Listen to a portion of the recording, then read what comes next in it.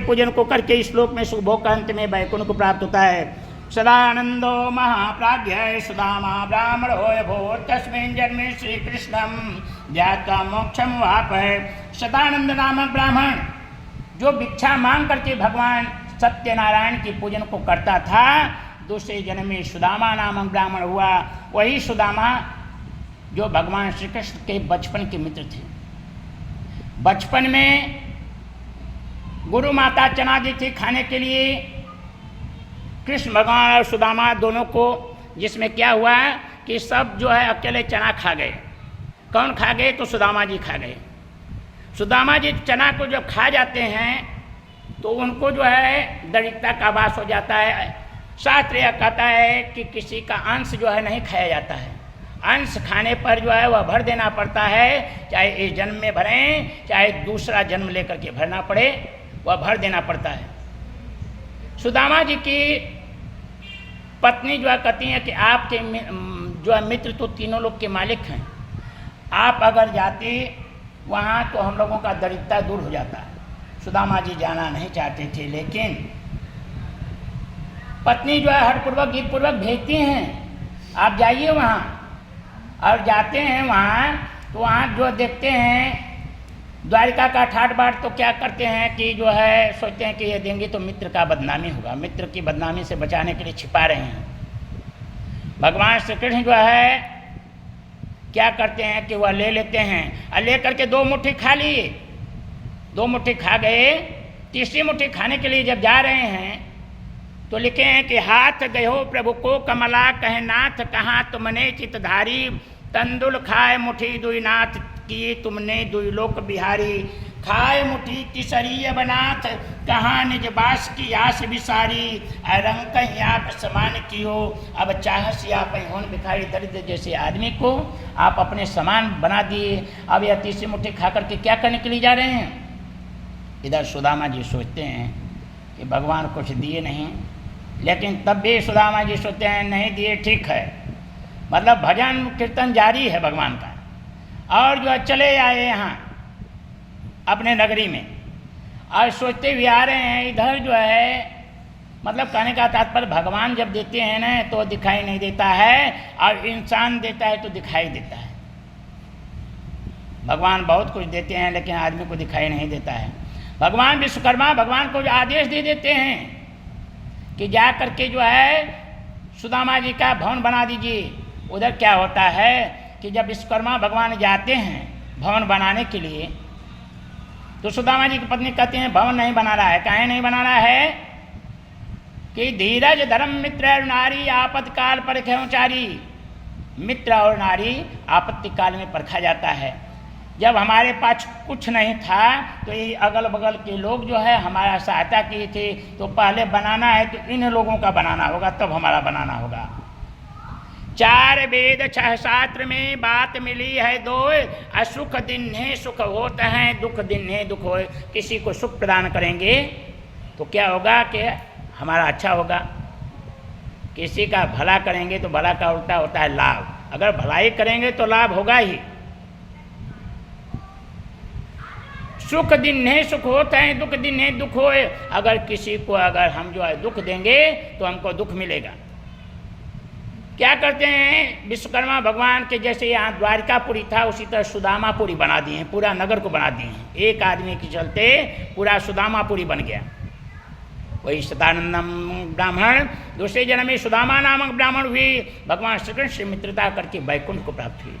काष्ठभार बहो बिल्लो गुहराजो बभुआ तस्मिन् जन्मे श्री रामम शिव्यम मोक्षम जगाम। जो काष्ठभार था लकड़हारा, लकड़ी बेच करके भगवान के पूजन को करता था, दूसरे जन्म में केवट होता है। वही केवट जो भगवान राम लक्ष्मण और सीता जी को इस पार से इस पार किया था। शास्त्र यह कहता है कि किसी से कुछ करवाया जाता है तो कुछ न कुछ दिया जाता है, नहीं देने से क्या होता है कि वह जो है किया हुआ कर्म निष्फल हो जाता है। भगवान के पास कुछ नहीं था, कहें कि कैकेयी तो वरदान मांग ली थी ना, सुनहु प्राण पति भावत जी का, मांग हुए बर भरत टीका। पहले वरदान में क्या किया है कि भरत को राजगद्दी मांग ली। दूसरे वरदान के दाई हाथ जोड़ ली है राजा दशरथ से। दूसरा वरदान तो कठिन है ना। दूसर बरे मांगहु कर जोरी अपूर्वहु नाथ मनोरथ मोरी। दूसरा वरदान क्या है कि तापस बेश विशेष उदासी 14 बरिस राम बनवासी। रामचंद्र जी को बनवास दीजिए, वह भी तपस्वी वेश में, राजसी वेश में नहीं। राजसी वेश में जाते तो कुछ न कुछ रहता, तपस्वी वेश में कुछ नहीं था। लेकिन सीता जी के पास जनकपुर का आभूषण था, वो पहन करके गई थी माता जी। अयोध्या का नहीं था, जनकपुर का था। लेकिन वहाँ जो है क्या है कि भगवान सब कुछ के कारण नहीं मांगते हैं कि अयोध्या का रहता तो मांग लेते, तो जनकपुर का देंगे कि नहीं देंगे। लेकिन विवाह शादी में हम लोग जो है बतलाते हैं कि तब चित्तम मम चित्तम वा, मतलब हमारे मन के अनुकूल अगर जो है मन रखोगी तो मैं बावांगनी बनाऊंगा। यह पढ़ाया जाता है विवाह में 7 वाक्य और 5 वाक्य में। तो वहाँ जो है लिखे हैं कि सीता जी मन की बात को जान जाती है, भगवान को कहते नहीं। लेकिन पत्नी वही होती है जो आपत्ति काल में धीरज धर्म मित्र नारी आपत्तिकाल परख्यमचारी, आपत्ति काल में विपत्ति काल में पति के मन की बात को समझ जाए, वही पत्नी पत्नी होती है। सीय पीय कीय जिय जान निहारी अब मन मुदरी मन मुदित उतारी। मुद्रिका उतार करके देते हैं, किसको देते हैं? देते हैं भगवान राम को, केवट को नहीं देते हैं। यह नहीं कि हम दे रहे हैं हमारे नैयर का, नहीं। भगवान राम का पति का मर्यादा रख करके भगवान राम को देती हैं कि आप दीजिए। कहूँ कृपाल ले हो उतराई केवट चरण गहूँ अकुलाई। केवट चरण पकड़ लेता है। नाथ आज हूँ कहन पावा मिटहि दोष दुख दारिद्र दावा। बहुत काल में किन्ह मजोरी अनाथ आज हूँ दय भरपुरी। हमको क्या दे रहे हैं? जतन जतन मुनि ध्यान कराही अंतराम कवावत ना। इतना तपस्या पर नहीं आते हैं, क्या दे रहे हैं? फिरति बार प्रभु जो कछु देवा अशो प्रसाद में सिर धर लेवा। लौटते वक्त जो कुछ दीजिएगा वही सिर उधारी होगा। आप तो भवसागर से तारने वाले हैं, हमको भवसागर से तारिएगा। वही लकड़हारा जो है केवट होता है। भगवान राम लक्ष्मण और सीता जी को इस पार से उस पार करके बैकुंठ को प्राप्त होता है। उल्का मुखो महाराजो नृपो दशरथो भवत श्री रंगनाथम संपूज्य श्री बैकुंठम तदागमत।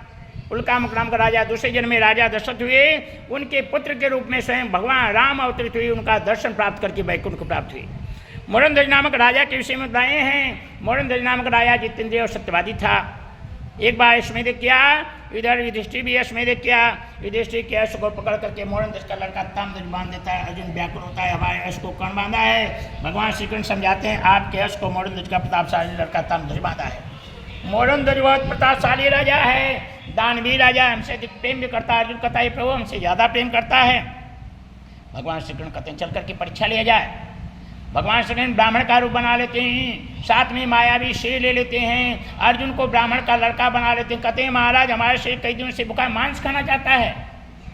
राजा कहते हैं इतने बड़े राजा हैं, आपका शेर मांस न खाएगा? आपका शेर क्या मांस खाएगा? भगवान श्री कृष्ण कहते हैं ऐसा तैसा शेर नहीं है कि भेड़ बकरियों का मांस खाएगा।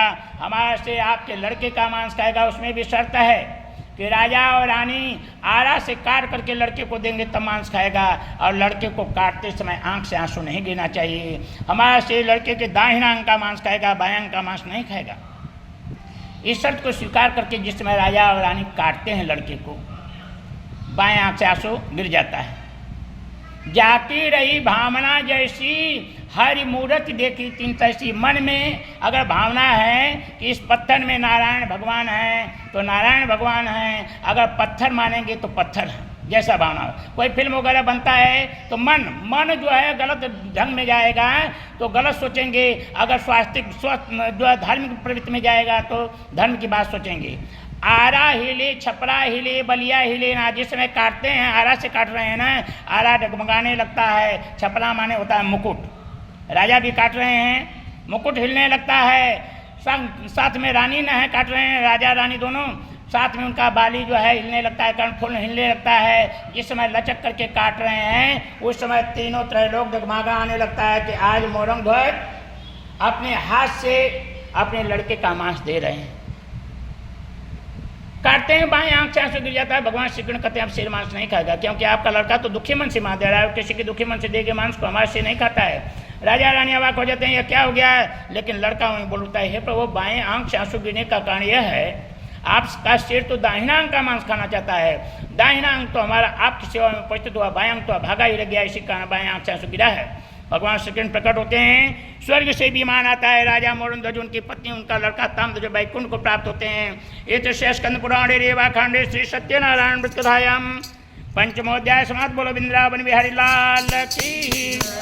श्रीमन्नारायण नारायण नारायण भज मन नारायण नारायण नारायण रटमन नारायण नारायण नारायण श्रीमन्नारायण नारायण नारायण केशव नारायण नारायण नारायण माधव नारायण नारायण नारायण लक्ष्मी नारायण नारायण नारायण तुलसी नारायण नारायण नारायण। प्रेम से बोलो सत्यनारायण भगवान की, वृंदावन बिहारी लाल की जय।